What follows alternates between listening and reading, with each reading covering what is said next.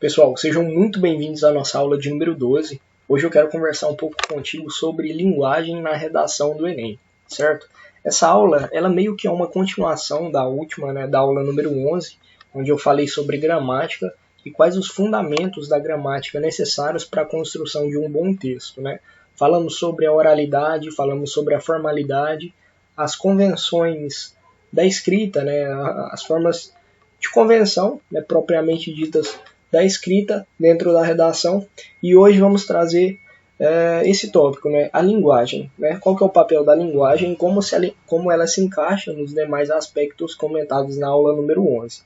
Essa aula aqui é uma aula bem curta, onde eu vou tecer alguns comentários acerca disso, e ao fim nós vamos trazer alguns textos, tanto de comparação quanto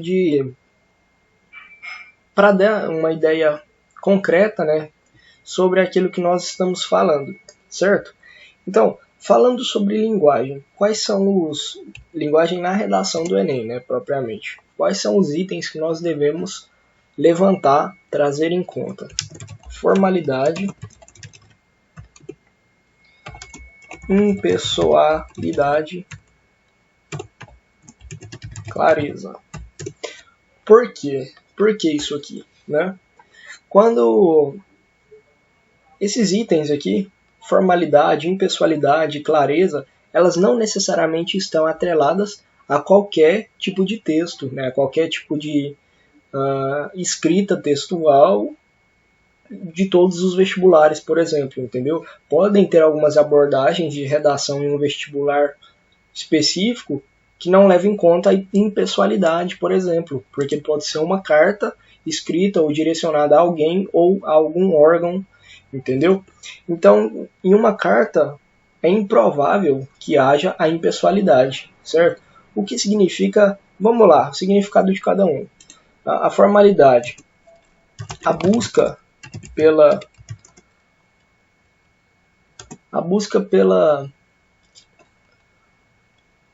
correto padrão linguístico daquele idioma. Isso é ser formal, entendeu? O que é a formalidade? A busca pelo correto padrão linguístico daquele idioma. Falando sobre português, quando entramos no ramo idioma ou formalidade, o que nós devemos buscar? O correto padrão linguístico do português, do português Brasil. Isso é a formalidade. Impessoalidade, fuga da primeira pessoa. Tanto na primeira pessoa do singular quanto na primeira pessoa do plural. E algo muito mais além disso, adjetivação também.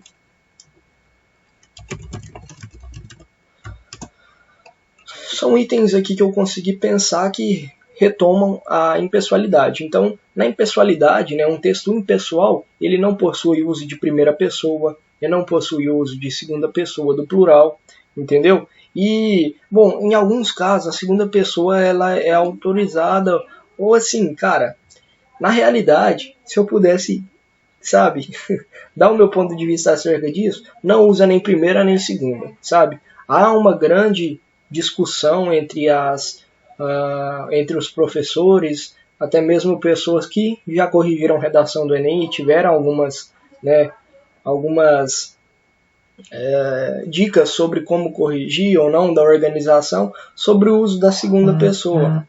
Vamos supor em casos como, por exemplo, nossa sociedade, entendeu? O termo nossa, segunda pessoa do plural, retoma o nós, mas assim, apesar de você, escritor do texto dissertativo, realmente ser um membro da sociedade brasileira, quando você está escrevendo o texto, não é bacana que você deixe isso explícito, entendeu? Em algumas correções isso pode passar despercebido, ou pode ser que o corretor veja aquilo ali e realmente nem pense, devo tirar nota disso aqui, entendeu? Entretanto, há essa discussão, entendeu? Como eu falei na redação, na aula passada também, há discussão sobre quantos erros serão tolerados, entendeu? Então, onde a gente conseguir evitar esse tipo de polêmica, sabe? Vamos evitar, para evitar justamente esse tipo de situação, esse tipo de achismo por parte dos corretores, certo? Então, primeira e segunda pessoa primeira pessoa do singular, primeira pessoa do plural, vamos evitar. Eu falei segunda pessoa anteriormente, né? Não é segunda, é primeira do singular e primeira do plural. Essas palavras devem ser evitadas, certo? Esses pronomes, na realidade, né?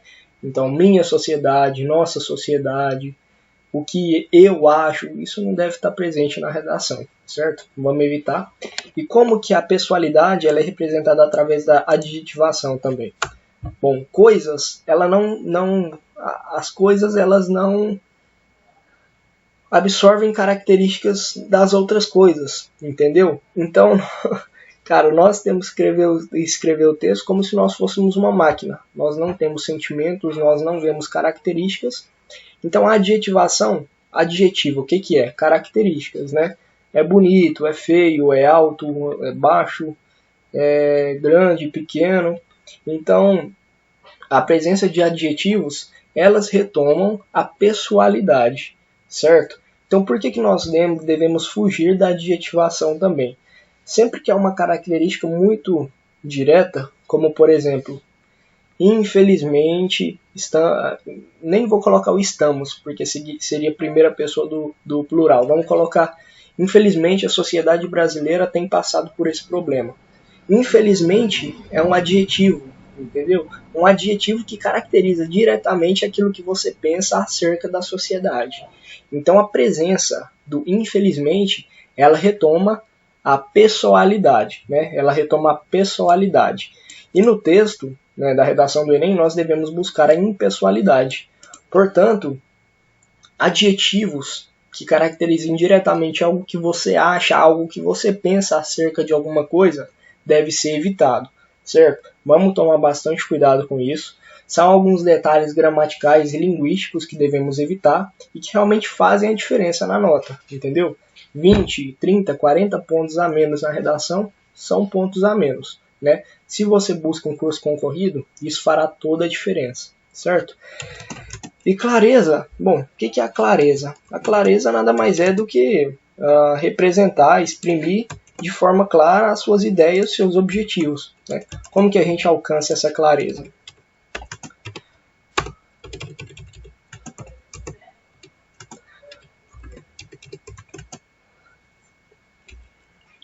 Argumentação sem que é algo que não é claro para a gente, algo muito embaraçado, algo que, sabe, não tem uma sequência correta. Então a clareza ela está presente em diversos pontos, cara. Lembra, se eu for exprimir isso aqui escrita, talvez eu vá prolongar um pouco, porque eu não tenho em mente nada que defina diretamente clareza. Mas o que é sermos claros diante de algo, diante de exprimir um pensamento, uma ideia, um argumento? Ser claro nada mais é do que tecer algo direto ao ponto, algo que não fique dando voltas, algo que não fique só enrolando, entendeu? Algo que, começou, foi direto ao ponto, iniciou, finalizou. Ser claro é isso, né? Então, clareza, a definição fica com vocês, mas acredito que tá bacana esses comentários, acho que vocês sabem muito bem o que significa a clareza, né? Clareza é exatamente o que eu estou buscando nesse momento, né? Trazer de forma clara, de forma direta e objetiva as informações acerca da linguagem para o Enem. Então seja claro não, direto e objetivo. A clareza é algo que está tão intrínseco na nossa linguagem quando falamos sobre a redação que acaba saindo sem querer. Tipo, clareza é ser claro. Clareza, cara, direto e objetivo. Ser direto e objetivo naquele assunto, certo? Eu trouxe um texto para a gente analisar, está aqui no material complementar, vou colocar aqui. Eu trouxe ele conforme foi escrito por quem escreveu essa redação, né, que mais uma vez eu não sei quem é, e embaixo eu trouxe como ele deveria ser escrito, certo? Assim, esse aqui é a forma que ele... Porque assim, cara, eu falei aqui sobre os 3 itens necessários para a construção de uma boa linguagem dentro da redação, né? Que é a formalidade, impessoalidade e clareza, certo?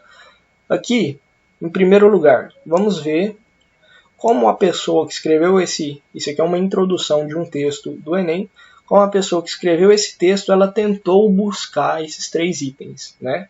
Partindo do pressuposto de que quem escreve uma redação para o Enem tenta buscar esses 3 itens, formalidade, impessoalidade e clareza, vamos verificar na prática se realmente foram buscados, se realmente foi obtido, né, todo esse rebuscamento.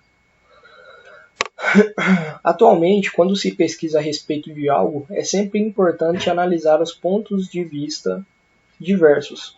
É a partir dessa divergência que é possível avaliar todos os aspectos da discussão e assim chegar a uma conclusão mais consciente do que aquela partida de uma visão unilateral. Nesse sentido, levando em conta a disponibilidade de diferentes análises, a possibilidade de se obter instantaneamente ensaios contrários relativos ao mesmo tema é de que a internet é maravilhosa, pois oferece várias opiniões de diferentes indivíduos ao redor do mundo, né? Talvez, como primeira leitura, bem superficial, aí, de vocês que acompanharam essa leitura, não conseguiram identificar nenhum problema, algo que fugisse a cada um desses 3 temas. Entretanto, eu vou começar a apontar aqui para vocês alguns erros antes de passar para a correção que fiz, né, bem detalhada acerca deles. Talvez eu não consiga identificar todos os erros aqui agora, mas quando fiz a correção, eu realmente busquei alcançar todos, então a correção de baixo ela talvez será muito mais eficiente do que a que eu farei aqui agora, beleza? O termo atualmente, cara, não usa atualmente na sua redação. Não usa atualmente, velho. Isso aqui é algo muito no senso comum, muitas pessoas usam isso atualmente.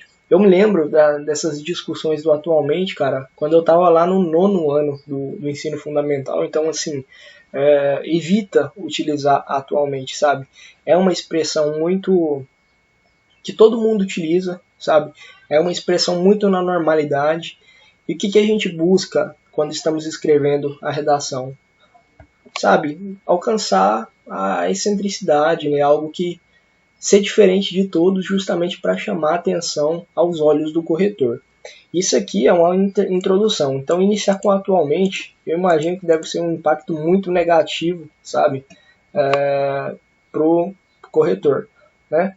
Isso aqui poderia se encaixar no quê? Na formalidade, sabe, tentar buscar algo mais rebuscado, como a gente diz, sabe, buscar um padrão mais, sabe, um padrão diferenciado sobre o que todos usam. Isso aqui não está errado, não, tá? Não está errado.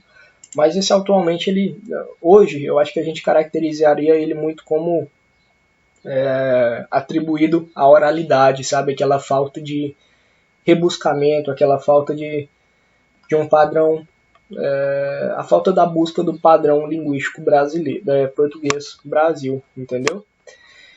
Atualmente, quando se pesquisa a respeito de algo, cara, aonde que se pesquisa, entendeu? O texto é sobre as ferramentas de busca da internet, entendeu? Então aqui é falta de clareza. Quando se pesquisa a respeito de algo, é sempre importante analisar os pontos de vista diversos. Beleza, mas se pesquisa aonde? No jornal, na revista, nos livros? É lógico que um meio de pesquisa muito forte atualmente é a internet, né? Mas deixar de deixar isso claro, velho, é muito negativo, entendeu? Representa a falta de clareza, tá? Pode ser que, assim, claro, se a gente parar para pensar, velho, isso aqui não vai prejudicar o entendimento do texto, né? Mas lembre-se, é necessário ser diferente aos olhos do corretor, não aos olhos de nós mesmos, aos olhos dos nossos amigos, do corretor. Então, se isso aqui é falta de clareza para o corretor, é menos nota para você. E é isso que você tem que buscar. Você tem que ser chato consigo mesmo durante as correções, entendeu? E é assim que funciona, cara, não tem outra opção. Aqui outro detalhe, é a partir dessa divergência, que divergência, né? Quando se pesquisa a respeito de algo, é sempre importante analisar os pontos de vista diversos, né? Então não é divergência não, né? Isso aqui talvez seria diversidade, entendeu? Mas mais uma vez aqui, falta de clareza. E olha só isso aqui, que chato. É a partir dessa divergência que é a partir dessa divergência que é possível. Não, seria muito melhor. A partir dessa divergência é possível avaliar, entendeu? Repetiu o duas vezes aqui, pois isso aqui soou totalmente estranho, velho, ao texto, mano. Sinceramente. É a partir dessa divergência que é possível avaliar todos os aspectos do objeto da discussão, e assim chegar a uma conclusão mais consciente do que aquela partida de uma visão unilateral. Nesse sentido, levando em conta a disponibilidade de diferentes análises, a possibilidade de se obter instantaneamente ensaios contrários relativos ao mesmo tema, que a internet é maravilhosa. Olha aqui a impessoalidade. Né? A internet é maravilhosa. Porra, velho. Teria alguns outros, né? Algumas outras formas de... Tá, mas vamos dar sequência. Pois oferece várias opiniões de diferentes indivíduos ao redor do mundo. Beleza, cara. Qual que é a intenção de trazer esse texto, né? É mostrar que, apesar do indivíduo conhecer a norma padrão, conhecer quais são os três itens, né, a formalidade, impessoalidade e clareza que ele deve seguir no texto, apesar desse conhecimento, erra-se muito, entendeu? E é comum, né? É comum isso. Por isso que toda vez que formos escrever, toda vez que formos praticar a redação, apesar de conhecermos tudo isso, vamos buscar a criticidade, entendeu? Alcançar o padrão crítico dentro dessas correções, justamente a fim de evitar esse tipo de situação, esse tipo de problema. Você entendeu? E como é que a gente poderia reescrever isso de forma interessante, né? Ao fazer uma pesquisa na internet, é sempre importante analisar os pontos de vista diversos, né? Olha só que quão melhor ficou. A pesquisa aonde é na internet e a gente retirou atualmente, né? Porque ao fazer uma pesquisa, realmente estamos levando em consideração o tempo em que aquele texto foi escrito, então não necessariamente há necessidade de colocar um atualmente ali. É a partir dessa diversidade que se torna possível avaliar todos os aspectos da discussão, do objeto da discussão, e assim chegar a uma conclusão mais consciente do que aquela partida de uma visão unilateral. Divergência, um termo errado, e o R repetido duas vezes, dando um sentido de estranheza, ambos foram removidos daqui, tá vendo? Nesse sentido, estamos aqui no texto, ó. Nesse sentido, considerando a disponibilidade de diferentes análises e o contato com os ensaios contrários relativos ao mesmo tema, a internet possui diversos benefícios, né? Possui benefícios, né? Ela não é maravilhosa. Maravilhosa é algo que eu penso, né? Mas que ela possui diversos benefícios não deixa de ser verdade, porque eu estou comprovando esses benefícios, entendeu? Então ele não passa a ser um adjetivo, benefícios. Ele passa a ser algo que eu estou comprovando. Não tem como eu comprovar que algo é maravilhoso, né? Maravilha, para algo ser maravilhoso, pessoas necessitariam dizer que aquilo é maravilhoso, não eu. Eu não tenho nenhuma pesquisa que diz que a internet é maravilhosa, entendeu? Se tivesse, poderia utilizar como não sendo um recurso de pessoalidade. Mas falar que possui diversos benefícios é justamente levar em conta essas vantagens que eu já citei, né? Que é obter-se diversas informações, diversas visões acerca de um mesmo objeto de pesquisa, né? Então, possui diversos benefícios, pois possui várias opiniões de diferentes indivíduos ao redor do mundo. E é isso, né? Deixa eu justificado aqui. E, cara, a aula de hoje é isso, né? Eu queria concluir de forma direta aquilo que foi comentado na aula passada, né, sobre a gramática no texto do Enem, e realmente oferecer subsídios para que vocês compreendam isso. E lembrem-se, como vocês vão efetivar esse aprendizado não é na aula de redação, é aliando as aulas de gramática com a prática na redação. Então, quando você vê esse tipo de aula aqui, cara, você tem que correr atrás mesmo de subsídios que vão te dar um maior preparo para enfrentar esse tipo de situação no Enem, entendeu? Então, viu aqui qual que é o caminho? Vai atrás, né? Segue esse caminho e vai capturando todas as dicas de gramática e como aplicar isso na redação. Mas como aplicar, você só descobre na prática, né? Só descobre testando, só descobre praticando em si, né? E eu já vou disponibilizar o tema de hoje lá no grupo do Telegram, tá certo? E no geral é isso, cara. A aula de hoje, linguagem na redação do Enem, é essa, né? Espero que vocês tenham ficado satisfeitos. Peço desculpas pela aula estar sendo disponibilizada só hoje, no domingo, né? Eu comentei com vocês pelo Instagram que eu tive alguns imprevistos ontem, tive que viajar muito cedo, de última hora. Mas no geral é isso, né? A aula está aqui, está disponível e a proposta ela já está lá no grupo, tá bom? Fique à vontade e no geral é isso, cara. Tenha uma ótima tarde, bons estudos para você e logo em seguida bom descanso, tá certo? Até a próxima, então até a semana que vem e é isso, né? Até logo.